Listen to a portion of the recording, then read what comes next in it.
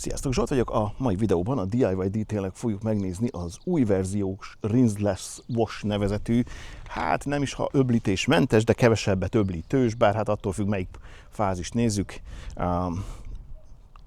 Szerét, mert most nem mondom, hogy sampont, mert nem az, mert sok mindenre jó.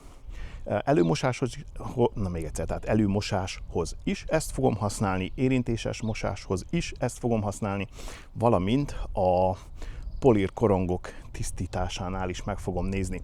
Az előző verziót már kipróbáltam, ezt is ugyanúgy 1:256 arányba kell ugye hígítani, vagy 256 az 1-hez, ki honnan nézi.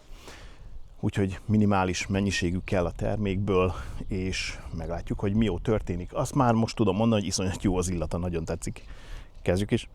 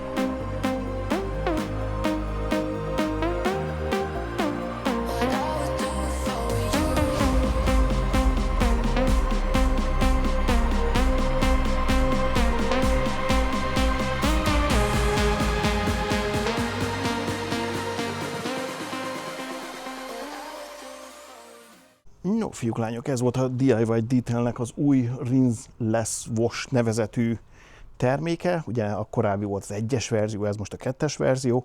Nem tudom, hogy milyen gyümölcs, de iszonyat jó gyümölcsös illata van. Baromi jó vele dolgozni, nagyon kellemes, ilyen üde illata van. Ami nem hátrány, hogyha az ember ugye itt a gépjármű körül sertepertél, hogyha nem valami ganészaga van.